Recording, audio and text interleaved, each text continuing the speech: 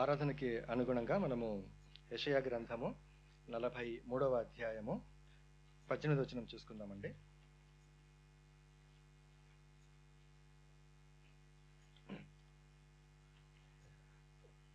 యెషయా 43వ అధ్యాయము 18, 19 చూసుకుందాం.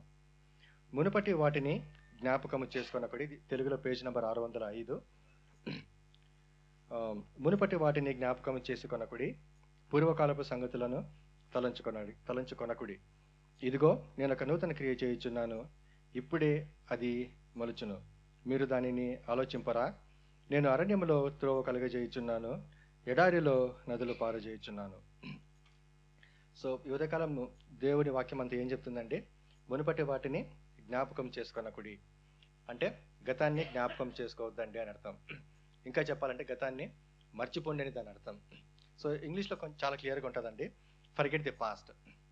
ఓకే, ఫర్గెట్ ది పాస్ట్, గతాన్ని మర్చిపోండి అని దాని అర్థం. ఎందుకని దేవుడు మనకి ఇలాంటి వాక్యం రాయించి ఇచ్చాడు అంటే, చాలామంది గతాన్ని తలుచుకుంటూ అందులోనే ఉండిపోతారనమాట, అందులోంచి బయటికి రారు. అందుకని వారిని కూర్చి దేవుడు హెచ్చరిస్తూ వారిని ప్రోత్సహిస్తూ ఏమంటున్నాడంటే, మీరు గతంలో ఉండకండి, వర్తమానంలోకి రండి అనే ఉద్దేశంతో దేవుడు మనకి మాటలు రాయించి ఇచ్చాడు. మునుపటి వాటిని జ్ఞాపకం చేసుకొనకుడి అంటే మనం గతాన్ని జ్ఞాపకం చేసుకోకూడదు. కానీ కొంతమంది అనొచ్చు, బ్రదర్ మనము ఒకసారి గతంలోకి తొంగి చూస్తేనే కదా మనం ఏమేమి తప్పులు చేసామో పొరపాట్లు చేసామో మనం నేర్చుకుంటామో అని అనొచ్చు. కానీ అది కరెక్టే, అగ్రి. ఎంతవరకు అందులో నుంచి మనం ఏమన్నా లెసన్స్ నేర్చుకుని పాఠాలు నేర్చుకుని అందులో నుంచి బయటకు వస్తే పర్వాలేదు, కానీ అందులోనే ఉంటే then that is wrong, right? So past is the place where we can look back and glean some wisdom from it. We can learn lessons from it and we should come out of it, and we should not live in that. We should not dwell in the past. So that's what its meaning is. కొంతమంది ఎలాగంటే వాళ్ళ గతం తాలూకు వైఫల్యాల నుంచి లేదా గతం తాలూకు చేదు అనుభవాల నుంచి బయటికి రాలేరు. రకరకాల మనుషులకి రకరకాల చేదు అనుభవాలు ఎదురవుతూ ఉంటాయి, కొన్ని రకాల చెడు సంఘటనలు వాళ్ళ జీవితంలో జరుగుతాయి. కానీ వాళ్ళ అందులో నుంచి ఏం చేస్తారు, బయటికి రాకుండా అందులోనే ఉండిపోతారు. సో వారిని గురించి దేవుడు ప్రేమ కలిగి ఉన్నాడు కాబట్టి ఏమంటున్నాడంటే, అందులో నుంచి బయటికి రమ్మని దేవుడు మనల్ని ఈరోజు ఎంకరేజ్ చేస్తూ ఉన్నాడు. కొంతమందికి వైఫల్యాలు ఎదురు కావచ్చు, కొంతమందికి ఓటములు ఎదురు కావచ్చు. అంటే ఉదాహరణకి కొంతమంది ఎగ్జామ్స్లో ఫెయిల్ అవుతారు, ఎంట్రన్స్ ఎగ్జామ్స్లో ఫెయిల్ అవుతారు, కొంతమంది ఇంటర్వ్యూస్లో ఫెయిల్ అవుతారు. వాళ్ళు దాని గురించి బాధపడతా ఉంటే they can not prepare for the next interview, they can not prepare for the next return exam. So అందుకనే దేవుడు ఏమంటున్నాడంటే, మీరు గతాన్ని తలుచుకుంటూ అందులోనే ఉండకండి, మునుపటి వాటిని జ్ఞాపకం చేసుకోకండి అంటే గతాన్ని మర్చిపోండి అని దాని అర్థం. ఇంకా కొంతమంది ఏంటంటే, ఎవరన్నా కొంతమంది ఇతరులను అవమానించినప్పుడు లేదా ఇతరులు మనల్ని అవమానించినప్పుడు మనం అందులోనే ఉండిపోతాం, కృంగిపోతాం, అందులో నుంచి బయటపడం కదా. అది కూడా దేవునికి ఇష్టం లేదు. అందుకనే దేవుడు ఏమంటున్నాడంటే, వాటిని మర్చిపోండి, అక్కడితో విడిచిపెట్టండి, అక్కడి నుంచి బయటికి రండి అని దాని ఉద్దేశం. ఉదాహరణకి పోతిఫరు భార్య యోసేపుని అవమానించింది కదండి. అదేమన్నా సామాన్యమైనటువంటి అవమానం అండి? ఎంత పెద్ద అభాండం ఆయన మీద పడింది. కానీ ఆయన ఏం చేశాడు, అవన్నీ మర్చిపోయాడు. అవన్నీ మర్చిపోయి దేవుని మీద ఆనుకున్నాడు కాబట్టి దేవుడు అతని భవిష్యత్తులో ప్రధానమంత్రిని చేయగలిగాడు. అలాగే యేసయ్య కూడా కొత్త నిబంధనలో పరిశుద్ధాత్మ శక్తి చేత, పరిశుద్ధాత్మ బలము చేత దయ్యాల్ని వెళ్ళగొడితే శాస్త్రుల పరిశీలన వచ్చి ఏమన్నారు చెప్పండి? వినపడట్లేదు గట్టిగా. కరెక్ట్. సాక్షాత్తు యేసయ్య కూడా కొన్ని రకాల అవమానాలు గుండా పోవాల్సి వచ్చింది. వాళ్ళు ఏమన్నారు తెలుసా? వీడు, తెలుగులో అట్లా ఉంటుంది, దిస్ ఫెలో అని ఇంగ్లీష్లో ఉంటుంది, వీడు బయల్జబుల్ శక్తి వలన దయ్యాల్ని వెళ్ళగొడుతున్నాడు అంటాడు. ఎంత అవమానం అండి అది కదా. యేసయ్య పరిశుద్ధాత్మ శక్తి చేత, పరిశుద్ధాత్మ బలం చేత దయ్యాల్ని వెళ్ళగొడితే వాళ్ళు వచ్చి ఏమంటున్నారు, వీడు బయల్జబుల్ శక్తి వలన he is driving out demons by the power of Beelzebul. ఎంత అవమానం అది. కానీ యేసయ్య వీళ్ళు నన్ను అవమానించారని చెప్పి అక్కడ కుంగిపోయి అక్కడే ఉండిపోయాడా అండి? లేదు. అవన్నీ విడిచిపెట్టి పక్కన పెట్టేసి ఆయన ముందుకు అంటే సేవలో ముందుకు కొనసాగాడు. He has to know press forward in the ministry, otherwise ఏమవుతుంది, సేవ వెనకబడిపోతుంది. అందుకనే దేవుడు మనల్ని ఇలాంటి అవమానాల నుంచి బయటపడడం కోసము ఎంకరేజ్ చేస్తే ఏమంటున్నాడంటే, మీరు మునుపటి వాటిని జ్ఞాపకం చేసుకొనకండి, గతాన్ని మర్చిపోండి అని చెప్తున్నాడు. ఇంకొకటి, కొంతమంది ఎలా అంటే తమ ప్రియులను కోల్పోయినప్పుడు లేదా మనము ఆప్తులను కోల్పోయినప్పుడు, మనము ఎంతగానో ప్రేమించడాలను కోల్పోయినప్పుడు వాళ్ళు కూడా కృంగుబాటులో ఉండిపోతారు. వాళ్ళు కూడా అంత ఈజీగా కొంతమంది త్వరగా బయటపడతారు, కొంతమంది త్వరగా బయటపడరు. కానీ దేవుని వాక్యం మనల్ని ఏమని ఎంకరేజ్ చేస్తుందంటే we should come out of it కదా. పూర్వకాలపు సంగతులను జ్ఞాపకం తలంచుకొనకడి అంటే ఇంగ్లీష్లో ఏమని ఉంటుందంటే do not dwell in the past or do not live in the past. Past is past, it is happened, okay, but we should come out of it. We should not live in the past forever. దేవుని ఉద్దేశం అదండి. దేవుడు మనల్ని ఎంతగానో ప్రేమిస్తున్నాడు కాబట్టి బాబు మీరు గతంలో ఉండకండి, అందులోనే జీవించకండి, బయటికి రండి అని ఎంకరేజ్ చేస్తూ ఉన్నాడు. దీని గురించి అంటే మనము ప్రియులను కోల్పోయినప్పుడు మనం దుఃఖపడకుండా అని చెప్పేసి మనకు కొత్త నిబంధనలో రాయబడి ఉంది. నాకు దాని రెఫరెన్స్ గుర్తులేదు, ఫిలిప్పీన్స్లోనో తెస్సలోనికైలో ఎక్కడ ఉంది నాకు జ్ఞాపకం లేదు. కానీ దేవుడు మనల్ని ఎంకరేజ్ చేస్తున్నాడు, మీరు అంతగా కుంగిపోవాల్సిన అవసరం లేదు. There is a future even after death కదండి. ఎంత గొప్ప హోప్ అండి మనకు అది కదా. There is even future for us even after death. So దేవుడు మనల్ని ఎంకరేజ్ చేస్తూ ఉన్నాడు. మన ప్రియులని ఆత్మీయులను కోల్పోయినప్పుడు కృంగిపోయి అందులోనే ఉండిపోకూడదు. తర్వాత ఇంకోటి, మనము దేవునికి వ్యతిరేకంగా పాపం చేసినప్పుడు కొంతకాలం తర్వాత ఒకవేళ పశ్చాత్తాపడితే దేవుని దగ్గరికి వచ్చింది నిజాయితీగా, but that repentance should be genuine, that repentance should be true. అప్పుడు దేవుడు మనల్ని క్షమిస్తాడు. కానీ ఆ నుంచి బయటపడాలి. కొంతమంది ఏం చేస్తారంటే సెల్ఫ్ టార్చర్, వాళ్ళని వాళ్ళే పొడుచుకుంటూ ఉంటారు, వాళ్ళని వాళ్ళే బాధపడుతూ ఉంటారు.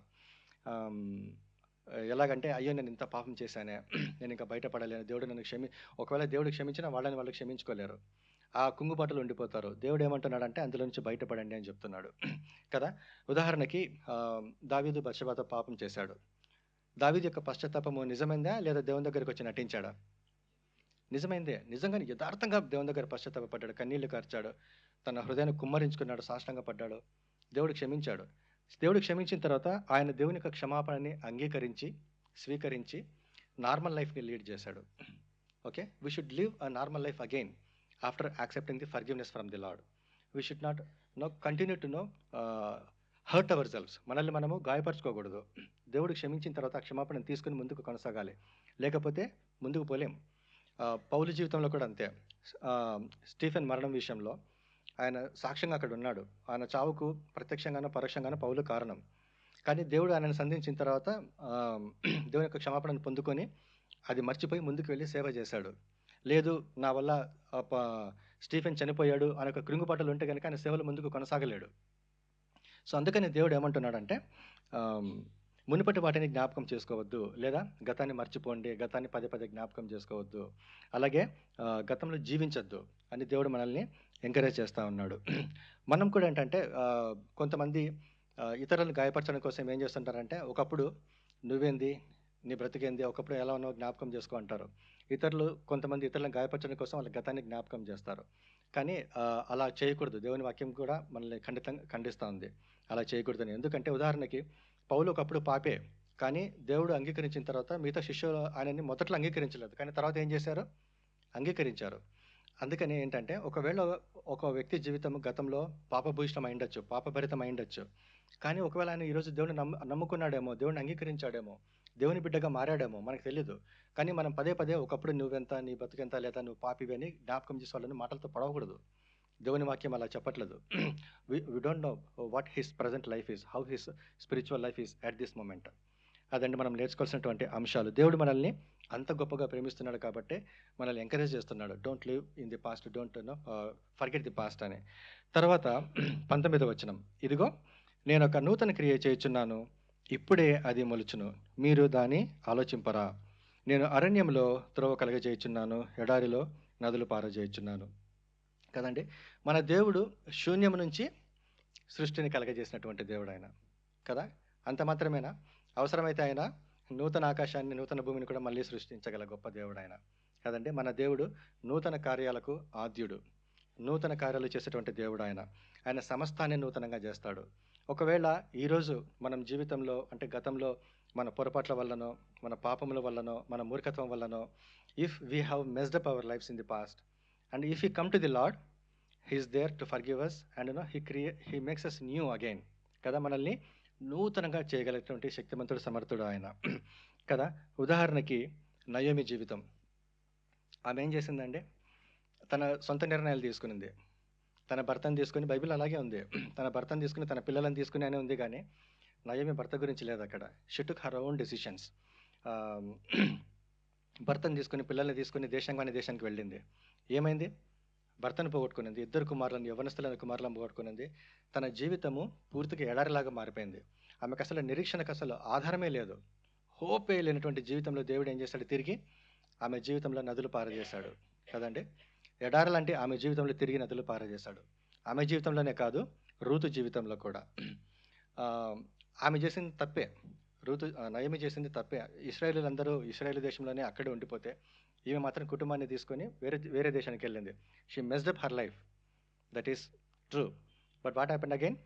When she comes back to the Israel, God again God has given a new life to her. తనకు ఒక కొత్త జీవితాన్ని ఇచ్చాడు. తిరిగి నూతనంగా చేశాడు ఆమె జీవితాన్ని. రూతు జీవితంలో కూడా తిరిగి ఆమె జీవితంలో కూడా నదులు పారజేశాడు. మన దేవుడు సమస్తాన్ని నూతనంగా చేసేటువంటి దేవుడు అండి. మనం గతంలో ఎన్ని పొరపాట్లు చేసి ఎంత తప్పు చేసినా కానీ మనం తిరిగి దేవుని దగ్గరకు వస్తే, తిరిగి దేవుని దగ్గర క్షమాపణ కోరితే, ఆ క్షమాపణ అనేది యథార్థమై ఉండాలి, హృదయపూర్వకమైనది ఉండాలి. అప్పుడు దేవుడు ఏం చేస్తాడంటే తిరిగి మనల్ని నూతనంగా చేస్తాడు. అంత గొప్ప దేవుడు అండి మన దేవుడు. మన దేవుడు నూతన సృష్టికి, నూతన కార్యాలకు ఆద్యుడు ఆయన. నూతన క్రియలు చేసేటువంటి దేవుడు ఆయన. ఇంత గొప్ప దేవుడిని మనం స్తుతించబద్దులమా కాదా అండి? కదా, మన జీవితాల్లో కూడా దేవుడు నూతనంగా చేస్తాడు. అందుని బట్టి మనం దేవుని స్తుతించి ఆరాధిద్దామా?